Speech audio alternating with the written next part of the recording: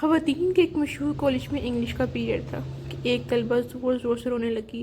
Teacher نے پڑھانا چھوڑا، بھاگم بھاگ اس کے پاس جا پہنچے، بڑی نرمی سے دریافت کیا، کیا بات ہے بیٹی، کیوں رو رہی ہو؟ اس نے سسکیاں لے کر جواب دیا، میرے فیس کے پیسے چوری ہو گئے ہیں، بیگ میں رکھے تھے، کسی نے نکال لیے ہیں۔ ٹیچر نے ایک لڑکی کو اشارہ کرتے ہوئے کہا، کمرے کے دروازے بند کر دو، کوئی باہر نہ جائے۔ سب کی تلاشی ہو گئی۔ ٹیچر نے سامنے کی 3 رو سے طلبات کی خود تلاشی لی اور پھر انہیں پوری کلاس کے طلبات کی جیبیں چیک کرنے اور بستوں کی تلاشی کرنے کو کہا۔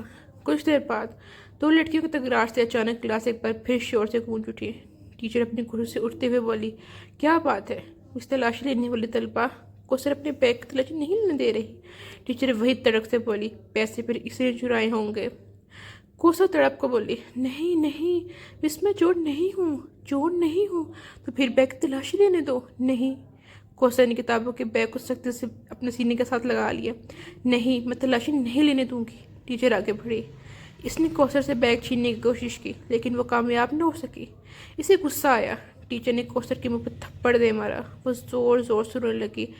ٹیچر پھر آگے بڑھی۔ اب اس نے طلبہ کو مارنے کے لیے ہاتھ اٹھایا ہی تھا کہ ایک بار پھر آواز گونجی، رک جاؤ۔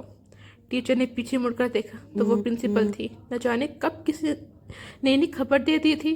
انہوں نے طلبہ اور ٹیچر کو اپنے دفتر میں آنے کی ہدایت کی اور واپس لوٹ گئی۔ پرنسپل نے پوچھا، کیا معاملہ ہے؟ ٹیچر نے تمام ماجرا سنایا۔ انہوں نے طلبہ سے بڑی نرمی سے پوچھا، تم نے پیسے چرائے ہیں؟ نہیں۔ اس نے نفی میں سر ہلا دیا۔ کوثر کی آنکھوں میں آنسو بھر آئے۔ بالفرض مان بھی لیا جائے، پرنسپل نرم لہجے سے بولی، جب تمام طلبات اپنی اپنی تلاشی دے رہی ہیں تو تم نے انکار کیوں کیا؟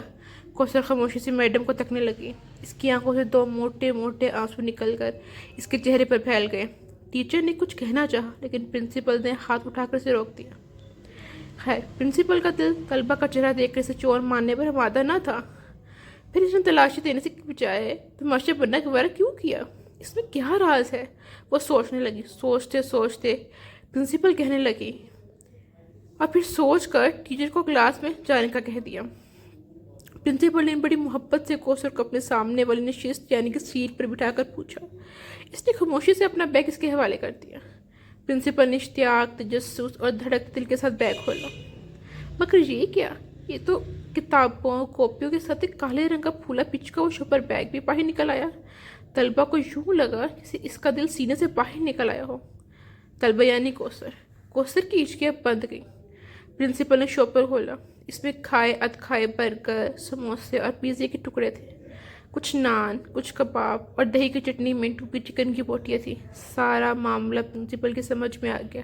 وہ کامتے وجود کے ساتھ اٹھی، روتی ہوئی کوثر کو گلے لگا کر خود بھی رونے لگی۔ یہ کیا ہوا؟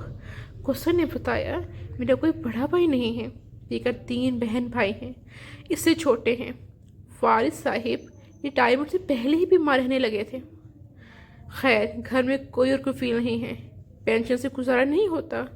بھوک سے مجبور ہو کر ایک دن رات کا فاقہ تھا، ناشتے میں کچھ نہ تھا۔ کالج آنے لگی تو بھوک اور نکاحت کی کمزوری سے چلنا مشکل ہو گیا۔ میں ایک ٹکا کباب کی دکان کے آگے سے گزری تو کچرے میں کچھ نان کے ٹکڑے اور یعنی کہ آدھا کھانا ایک چکن میں پڑا دیکھا تو بے اختیار اٹھا کر ایک کھا لیا۔ قریبی نل سے پانی پی کر خدا کا شکر ادا کیا۔ پھر ایسا کئی مرتبہ ہوا۔ ایک دن میں دکان کے تھڑے پر بیٹھی تھی یعنی کہ کنارے پر، پیٹ کا دستک بھر رہی تھی کہ دکان کا مالک آ گیا۔ اس نے مجھے دیکھا تو دیکھتے ہی رہ گیا۔ ندیدوں کی طرح نان اور کباب کے ٹکڑے کھاتا دیکھ کر پہلے تو وہ پریشان ہوا، پھر ساری بات اس کی سمجھ میں آ گئی۔ دکاندار ایک نیک اور ہمدرد انسان ثابت ہوا۔ میں نے اسے اپنے حالات سچ سچ بتا دیے۔ اسے بہت ترس آیا۔ اب وہ کبھی کبھی میرے گھر کھانا بھی بھیج دیتا۔ گاہکوں کا بچا ہوا کھانا، برگر وغیرہ روزانہ شاپر میں ڈال دیتا، اپنی دکان کے باہر ایک مخصوص جگہ پر رکھ دیتا اور جو میں کالج آتے ہوئے اٹھا کر کتابوں کے بیگ میں رکھ لیتی ہوں اور جاتے ہوئے گھر لے جاتی ہوں۔ میرے امی ابو کو علم ہے، میں نے کئی مرتبہ دیکھا ہے لوگوں کا بچا کچا کھانا کھاتے وقت۔ ان کی آنکھوں میں آنسو آ گئے، یعنی پرنسپل کی آنکھوں میں آنسو آ گئے۔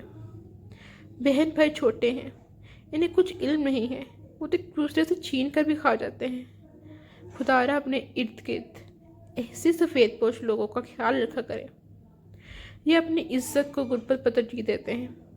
ایسے لوگوں کی عزت کا خیال رکھیں، اللہ آپ کی عزت کا خیال رکھے گا۔ کوئی شخص بھوکا نہ سوئے، کسی بھوکے کو کھانا کھلانا سب سے بڑا صدقہ ہے، اور صدقہ ہر بلا کو ٹال دیتا ہے۔ کوشش کریں کہ کسی ایک